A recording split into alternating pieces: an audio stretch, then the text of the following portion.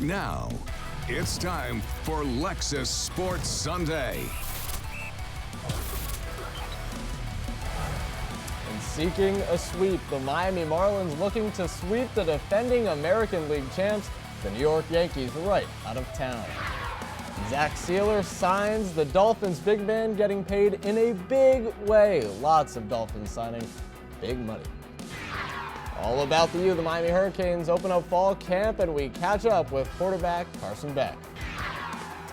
Down goes Messi, the Inter-Miami star takes a tumble as fans hold their breath.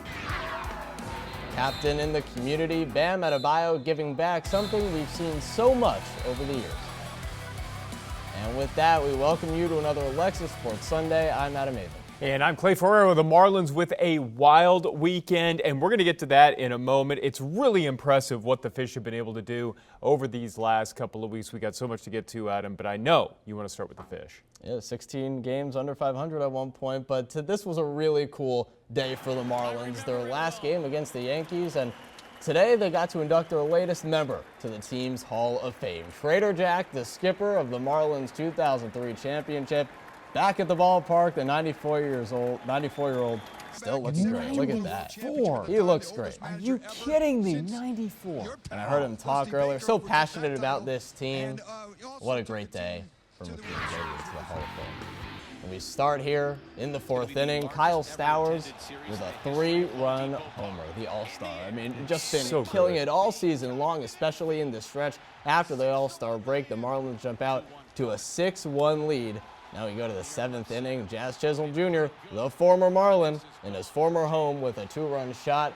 6-3 Marlins, bottom of the seventh now, and Jacob Marcy to the center. That's an RBI triple. The Marlins were just rolling. Third straight game, Clay. These Fish just weren't slowing down. Anthony Volpe in the ninth inning goes up to bat as the Marlins get that run. And here we go. The Fish complete the sweep. Their first ever against the Yankees, 7-3, the final.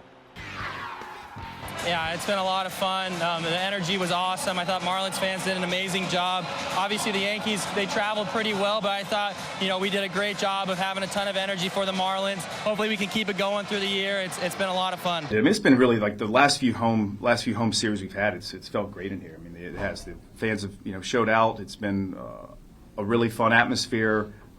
I think our guys have gotten a boost from that. It's been great. They've been extremely supportive. So, this series was a lot of fun in a number of ways with that, and so we hope that can continue.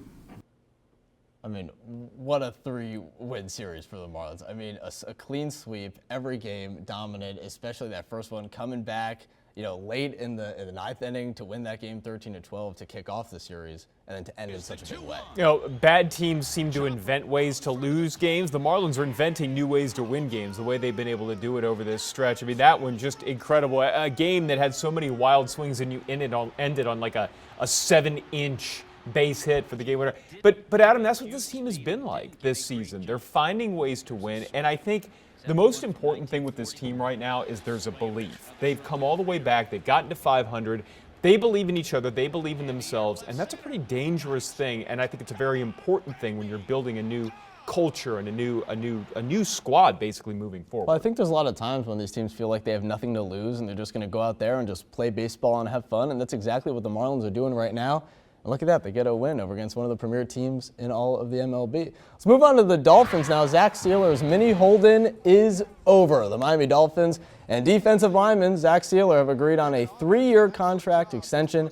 The deal's reportedly worth just about $68 million, with $44 million guaranteed. Sealer has led the Dolphins in sacks with 10 in each of the past 2 seasons. And we move on to the Hurricanes here on campus. The Miami Hurricanes less than a month away from playing Notre Dame in the season opener at Hard Rock Stadium. The Canes started fall camp number 4 under Mario Cristobal. Miami entering the season with a new quarterback, Carson Beck, and big expectations. Miami was picked to finish second in the ACC. And as for all the problems of the past, they say it's enough. It's just from last year, everybody, just the narrative on Miami, and we want to put an end to it. Enough. Miami can't finish. Enough of that. Miami doesn't have discipline. Enough of that. Just all the bull, enough of it. Well, Carson Begg, transferring from Georgia, got to watch him at camp a little bit, and he's still rehabbing that elbow injury. He's getting back to throwing the football after 8 months, but he looks pretty good. Yeah, and what I thought was interesting was he said that the elbow was juiced. That was the word that he used. It was almost like a combination of like the adrenaline of getting back, the excitement, all that stuff. And I don't know if you remember the old school movie Rookie of the Year where Henry like broke his arm and he came back and he was able to like win games. I don't know that we're going to go that far with this, but I do think it's really good to see. And I also really liked him talking about building friendships. We used the word friendships talking about the players on the team, on his new team. Plenty of players from the Canes hopefully going to be showing up at his birthday party is what we were talking about. I love that, the draft day reference. But he should be a good addition to this year's team. Obviously replacing Cam Ward is no easy feat, right? Well, the Canes are not the only team getting ready for the start of the football season. FIU took the field this week under new head coach Willie Simons for the start of their first fall practice. The Panthers kick off the season against Bethune-Cookman on August 29th at Pitbull Stadium. And we got a scare for Inter Miami's Lionel Messi during Saturday night's game against Mexican side Necaxa. Messi was running towards the box when he stumbled and fell down. He would eventually get up before falling back to the ground. Clay, it looked like the trainers were working on the back of his thigh. Messi would eventually leave the game, walk off the field. Head coach Javier Mascherano said after the game, they don't know how severe it is quite yet. They're going to run some tests over the next few days, so Inter Miami fans shouldn't have to worry too much. And the Heat's Bam Adebayo giving back as he always does. We'll check in with the Heat captain, and Clay and I will face off next.